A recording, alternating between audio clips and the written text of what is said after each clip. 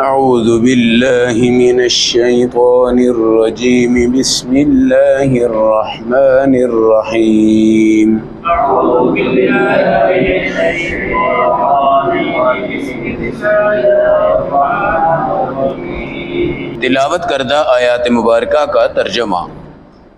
ثم ارسلنا موسیٰ، پھر ہم نے ان پیغمبروں میں حضرت موسیٰ کو بھیجا اور ان کے بھائی تھے حضرت ہارون، ان کو بھی بھیجا، بآیاتنا، اپنے دلائل کے ساتھ، وسلطان مبین، اور کھلے معجزات کے ساتھ، الی فرعون، فرعون کی طرف، وملئہ، اور اس کی قوم کی طرف، فاستکبروا، مگر ان لوگوں نے تکبر کیا، وکانوا قوما عالین، اور یہ بہت تکبر والے تھے۔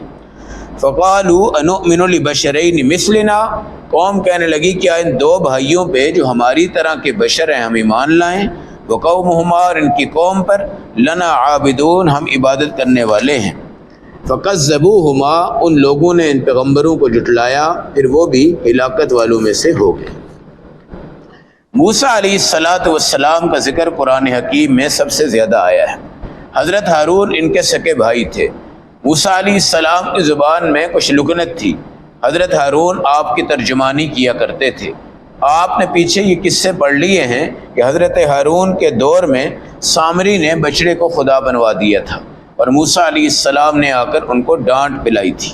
موسیٰ علیہ السلام کا مقابلہ اس وقت کے جادوگروں سے ہوا جو اس وقت بنی اسرائیل کے اندر موجود تھے، اور موسیٰ علیہ السلام کے مقابلے میں فرعون کو اور کائنات کے بڑے بڑے کافروں کو شکست ہوئی۔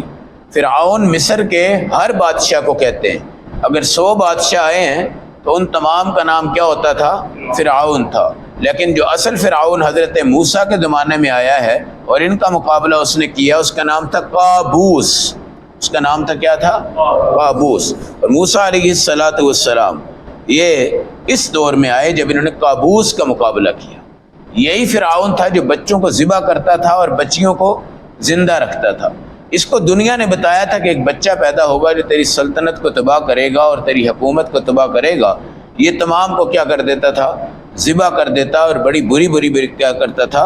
تکلیفیں دیتا۔ اسی نے یہ کہا تھا کہ انا ربکم الاعلی، میں تمہارا سب سے کیا ہوں؟ بلند رب ہوں۔ تو اللہ نے موسیٰ علیہ السلام کو بڑے بڑے معجزات دیے، بڑے جلالی پیغمبر تھے۔ ان کی قوم ان پہ الزام لگاتی تھی کہ ان کو فتق کی بیماری ہے، یعنی مثانے کی کوئی بیماری تھی جس سے مردانہ صلاحیت سے انسان کیا ہوتا ہے؟ محروم ہو جاتا ہے، مگر ان کو یہ بیماری نہیں تھی۔ اللہ نے ان کی قوم کے سامنے آپ کی صداقت کو ظاہر کرنے کے لیے ایک واقعہ رونما کیا کہ آپ غسل خانے میں نہا رہے تھے اور ایک پتھر آپ کی قمیض لے کے بھاگ گیا۔ آپ ننگے ہی اس کی طرف دوڑے تو قوم نے دیکھ لیا، اور دیکھنے کے بعد کہنے لگی جی ان کو کوئی فتق کی بیماری نہیں ہے۔ ان کے پاس ہی وہ ملک الموت آیا تھا جس کو آپ نے تھپڑ مار دیا تھا۔ یعنی بڑے عجیب واقعات ہیں۔ ان کے حضرت خضر علیہ السلام کے ساتھ بھی جو معاملات تھے وہ بھی آپ نے کیا کیے ہیں؟ پڑھ لیے ہیں۔ تو اتنے معجزات والے پیغمبر کو بھی ان بدبختوں نے کیا کیا ہے؟ فاستکبروا، چودراہٹ آ گئی، تکبر آ گیا کہ بھائی ہم اپنے طرح کے بشر کو مانیں۔ ہارون بھی تو ہماری طرح کے کیا ہیں؟ بشر ہیں۔ موسیٰ بھی ہماری طرح کے کیا ہیں بھائی؟ ہم ان کو کیوں مانیں؟ ہم ان کو کیوں مانیں؟ اس طرح ہی وہ بات تھی جو ابو طالب نے کہی تھی کہ میں چچا ہوں، یہ میرا بھتیجا ہے، یہ یتیم ہے، میں عبد المطلب کے دین پہ ہوں اور میں سردار ہوں، میں تو اس کا کلمہ نہیں پڑھ سکتا۔ آپ دنیا سے گئے تو یہ بھی چودراہٹ آ گئی۔ اسی طرح ابو جہل جو تھا نا، اس میں اتنی بڑی چودراہٹ تھی کہ جب اس کو مارا گیا، معوذ اور معاذ بچوں نے مارا اس کو، تو جس وقت عبداللہ ابن مسعود آئے تو وہ آخری سانسیں لے رہے تھے، آپ نے یہاں سے سر قلم کیا اس کو، کہنے لگا میرے جیسے سردار بھی تمہارے ہاتھ میں کبھی نہیں آیا ہوگا جس کا تم نے سر قلم کیا ہو، میری گردن کو اونچی جگہ سے کاٹنا تاکہ دنیا کو پتہ چلے کہ یہ سردار ہے۔ کیا ہے؟ تو یہ پیغمبر ہے۔ تو بھائی پیغمبر کو مان لینا، اس کی صداقت کو تسلیم کرنا، معجزات کو دیکھنا۔ جو نہیں مانتے تو معجزہ شق القمر کو دیکھ کے بھی نہیں مانتے، جو نہیں مانتے تو معجزہ معراج کو دیکھ کر بھی نہیں مانتے، حالانکہ معراج پہ زیادہ ریسرچ کرنے والے بھی آج کفار ہیں۔ کیا ہیں؟ کہاں سے گئے تھے، کیسے گئے تھے، یہ ہو سکتا ہے نہیں ہو سکتا، اس تمام پہ ریسرچ کون کر رہا ہے بھائی؟ کفار کر رہے ہیں۔ اس لیے تکبر نہیں آنا چاہیے، عجب نہیں آنا چاہیے، میں بہت اچھا ہوں، میں بہت اونچا ہوں، میرے اعمال بہت نیک ہیں، میں بہت اللہ کا ولی ہوں، ایسا نہیں ہونا چاہیے۔ الی فرعون وملئہ فقالوا انؤمن لبشرین، وہ کہنے لگے ہم دو بشر پہ ایمان کیوں لائیں؟